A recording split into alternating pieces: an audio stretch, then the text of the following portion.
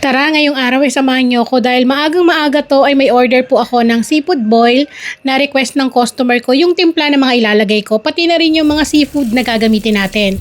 Bali nga dito ay nakabili kami, maaga pa lang, pumunta na kami sa palengke para makabili nitong buhay na alimango na matataba. Ayan o. Bali dito ko nga muna sila nilagay dahil ibabrush ko to ng maigi para matanggal-tanggal yung mga lumot-lumot na dumikit sa kanilang shell. Sasabayan din natin yan ng ulang dahil ito yung request nila na gamitin instead of shrimp o yung sugpo. So ulang yung gusto nila dahil mataba daw at maaligid. Then sasabayin din natin ng kalahating kilo lamang ng malalaking tahong. Nakakatuwa, buti nakabili ako ng malalaking tahong na 120 lang ang kilo. So lilinisan ko na yan at kapag nalinisan ko na ay nagpakulo na rin ako ng tubig kung saan ito ay ating papakuluan. O disclaimer lamang po ha sa mga makakapansin ba't may tali. Kasi nga po naninipit pat buhay na buhay, pero kapag yan po ay namatay na sa tubig, eh isa-isa ko na po kagad yan tinatanggalan ng tali para naman maluto yan ng maigi ng 7 hanggang 10 minuto sa ating pagpapakulo. Naghahanap pa nga sana ako ng mas malalaki pa rito pero may nakita naman ako pero alanganin dahil mukhang hindi mataba at mabigat lang dahil sa shell niya. Kaya naman itong maliliit na lang yung napili ko. Hindi naman siya sasabihin na sobrang liit dahil medium size yung sukat neto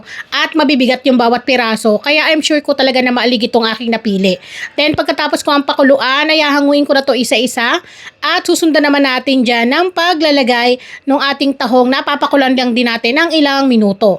Bali mga 3 minuto ko lamang tong pinakuluan para naman hindi siya kumunat at hindi magkalas-kalas dun sa pinaka-shell niya. Pagkatapos ko ang hanguin itong mga tahong na ating napakuluan ay susundan na rin natin ng paglalagay nitong ulang. Bali dito nga pala hindi ko to kailangan lutuin ng matagal. So 1 hanggang 2 minuto ko lamang tong nilagay dito, then hinango ko na rin kaagad dahil ito ay kukunat kapag pinatagal pa natin ng pagluluto. At habang ito ay ating nahango na, nakapag-ready na rin ako ng mga sangkap na ating gagamitin. Nakapagpainit na ako ng malaking kawa at tayo ay magtutunaw ng isang buong butter o 200 grams. So any brand naman, pwede rin kayong gumamit ng margarine kung gusto ninyo. Then dito sinundan ko na rin ang paglalagay ng 2 kutsara ng minced garlic at igigisa lang natin yan hanggang sa lumabas yung kanyang pinaka-aroma at susundan na rin natin yan ng half cup ng red onion. Naglagay din ako ng pampalasa, 1 teaspoon ng pamintang pino at 1 teaspoon ng dried basil. Haluin lang muna natin ng maigi at susundan pa natin to ng mga iba pang pampalasa. Gaya neto, maglalagay din po ako ng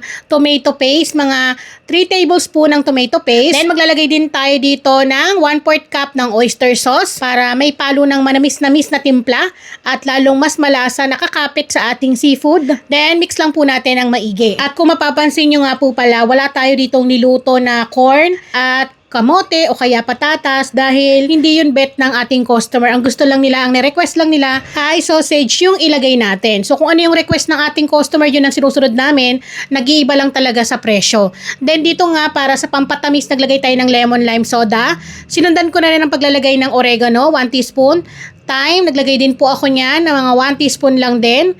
Then mix lang po natin ang maigi. So marami po talaga ako nilagay dito na herbs. Yun po ay base sa ating customer. Sabi ko nga sa inyo, kapag nagluluto kami, basta nagme-message yung customer namin kung ano yung gustong ilagay, yun po yung aming sinusunod. So dito hindi na ako naglagay ng sugar.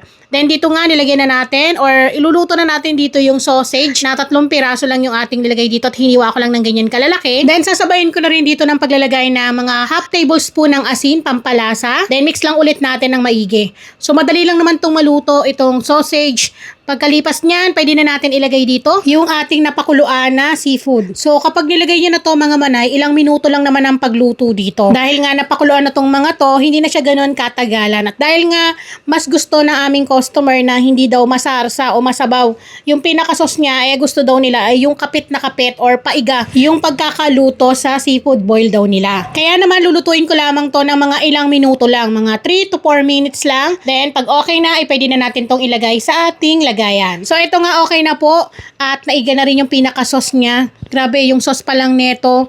Talagang maraming kanin na yung pwede mong makain. At gaya nga ng sinasabi ko, again, sa mga nag-order po sa amin, pwede kayong mag-request ng timpla na nais ninyo.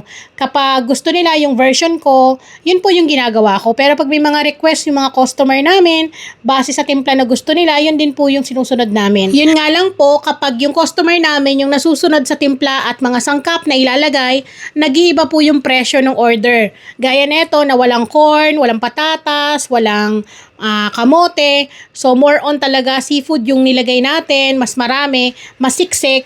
So, mas mahal nga lang po yung ganito. Bale nga, ito nga palang pinaglalagyan nito, kung papakita ko sa inyo mga manay, ay yung pinakamalaki na food tray. Ayan, siksik po talaga yan. Ayan, o ganyan siya kakapal. So, yung ganito kayang makakain yung mga 6 hanggang 8 tao. Depende sa hilig nyo sa ganito. So, yun lang. Salamat!